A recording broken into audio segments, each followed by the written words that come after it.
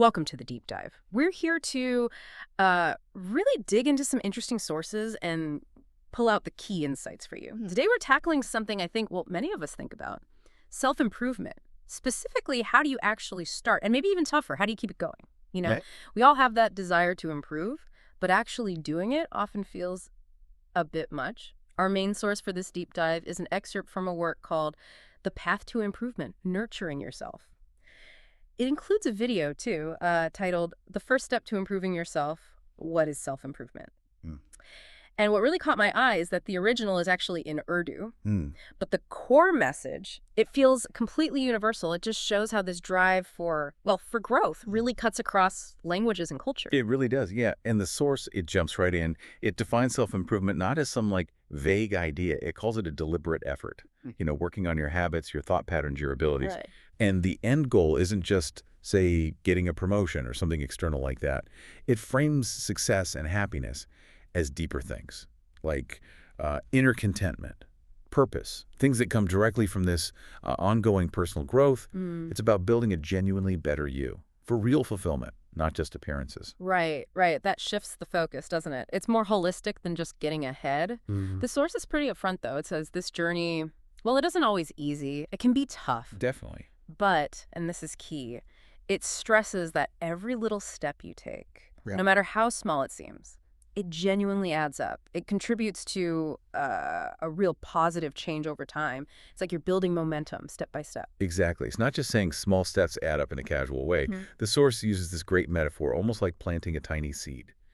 And with consistent care, watering it, it grows into something strong, big tree.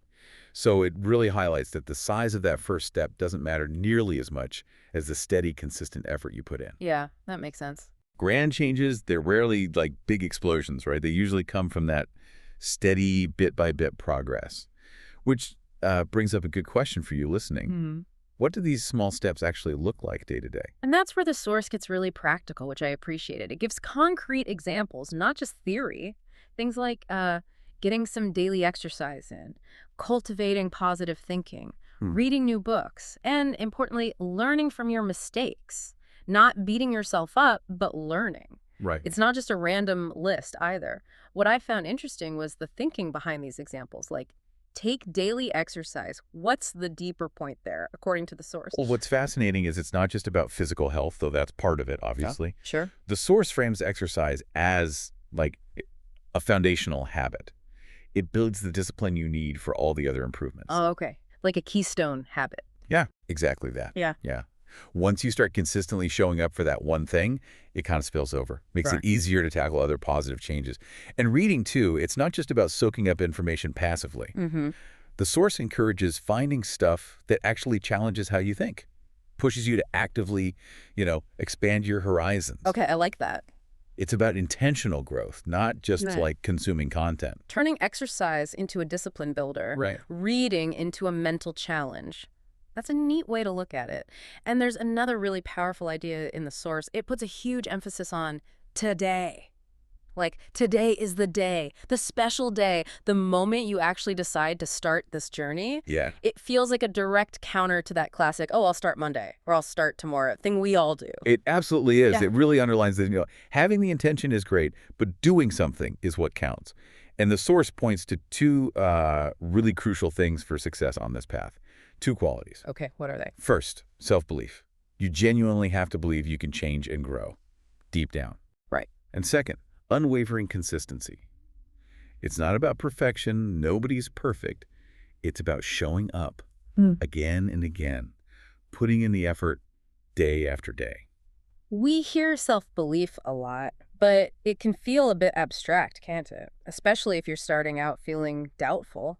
Does the source give any clues on how you actually build that belief, not just being told to have it? And with consistency, I mean, that's often the really hard part. Does it touch on why it's so tough and maybe how to push through? That's a great point, yeah. The source sort of implies that self-belief isn't this thing you just magically find or are born with. It suggests it's built through those very small, consistent actions we were just talking about. Ah, okay. Every time you say, manage that daily exercise or finish that chapter of a challenging book, you're basically giving yourself proof. Evidence. Evidence that you can do it. Exactly. It reinforces the belief. So it's like a cycle. Belief helps you act. and acting strengthens the belief. Right, a positive feedback loop. Precisely. And about consistency being hard. The source acknowledges that, definitely. That's why it keeps coming back to the small step idea. Make the commitment so tiny, so manageable, that it's almost harder not to do it. Okay. That helps break that procrastination cycle. It builds the habit of just showing up, even when you don't feel like it. It normalizes the struggle, but offers a way through. So, wrapping this up, what does this deep dive really mean for you listening right now? Well, to recap, self-improvement, as this source presents it, it's really a continuous path. It's not about some huge one-off effort.